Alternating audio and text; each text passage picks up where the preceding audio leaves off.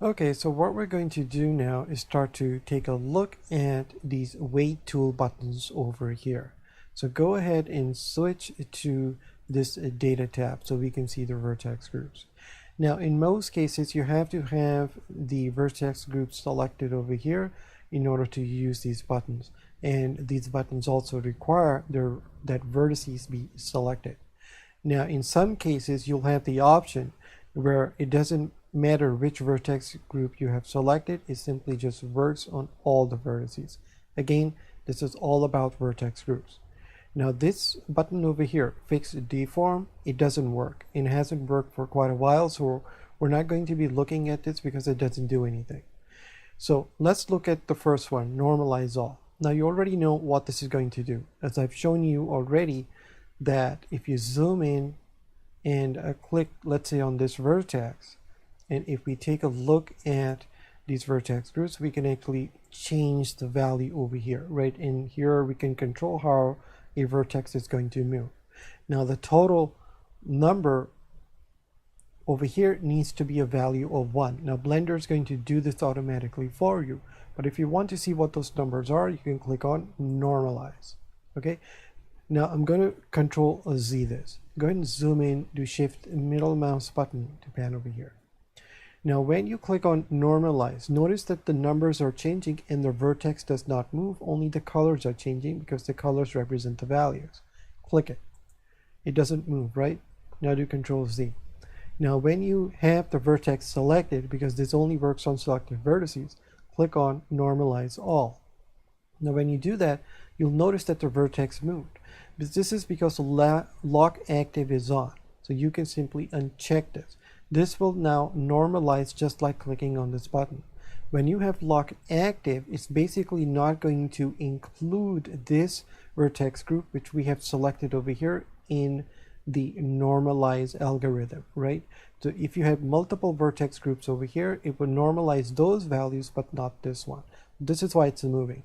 So typically, you are always going to have this unchecked, right? So this simply means that if you click on any of these vertices and click on normalize all these numbers are obviously changing, right?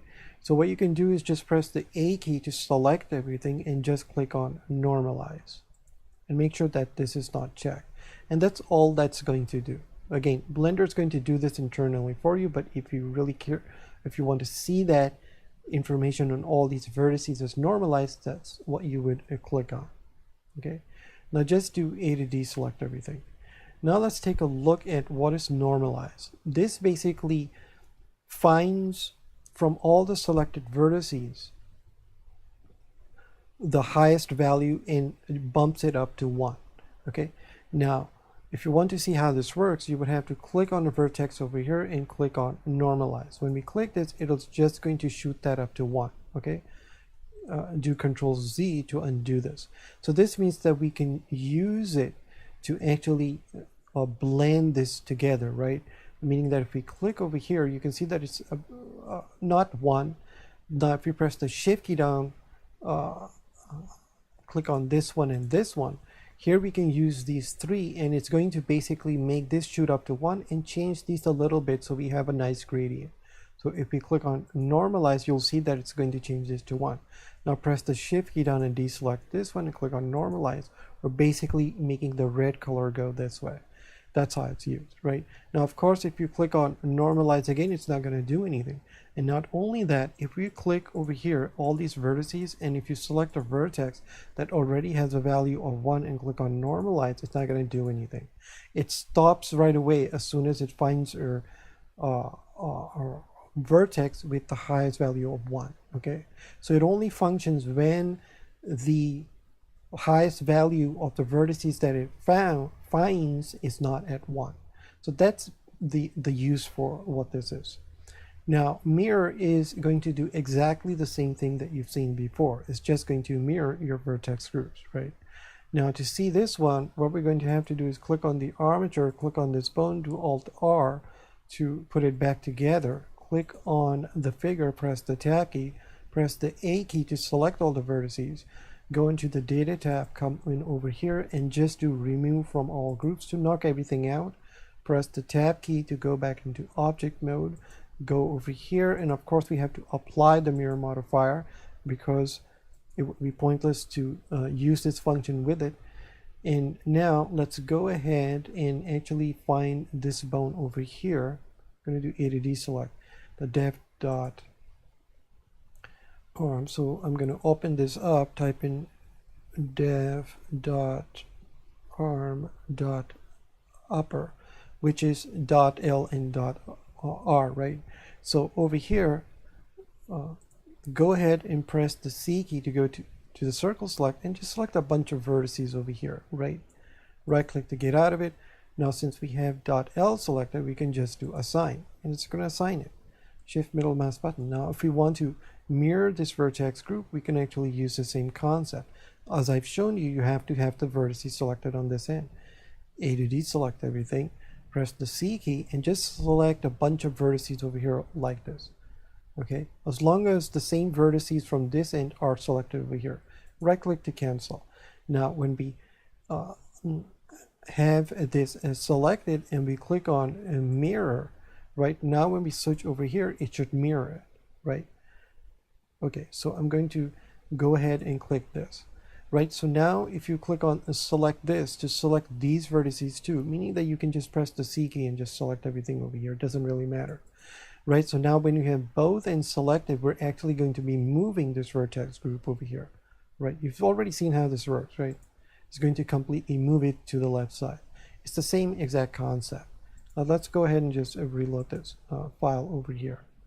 Now, invert, basically what that does is that where you have these red values and lighter values here, it's going to invert, meaning that on the outer part of this vertex group, it'll become red, and where this red is, it'll basically take on the values that are on the outer, right? So to do this, you would have to click over here, make sure that you click on that vertex group to select it. Now you have to select all the vertices and now do invert. See, that's all it's doing. It's just switching the values around. If you click on invert, it'll just come back.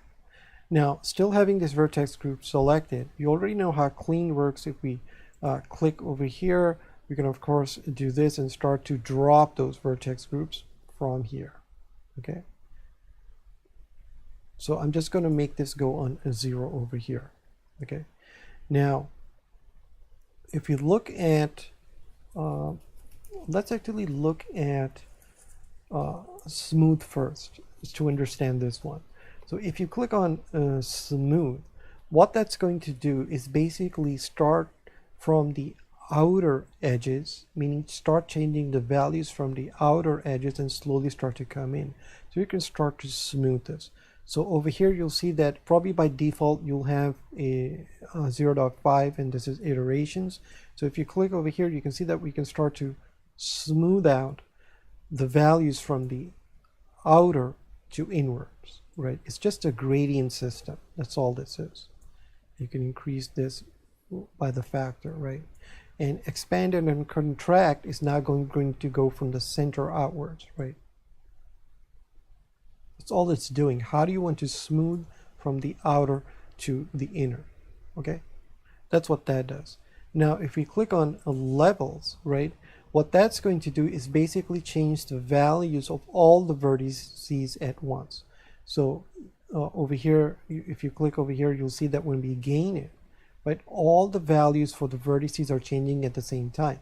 Basically all of them are trying to get to 1. That's all this is happening, right? All the values are being lifted at once. But when we were dealing with smooth, it was different. It was starting from the outside, slowly creeping in to touch the values inside. And levels is basically doing it all at once.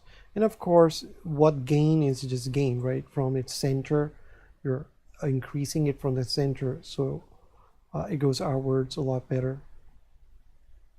That's all that does. Now, when we click on quanticize, what that's going to do is basically the same concept, but here it's the steps from 1 to your last value over here. How many steps do you want to do? So if you do this to 1, there's only 1 step over here, right? It's really jagged.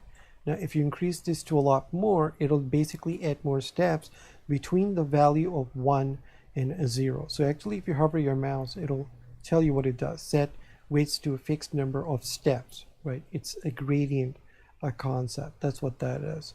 So that's what quantize does, that's what level does, that's what smooth does. Now limit total is very important. Okay, so we're going to actually go ahead and reload this file over here.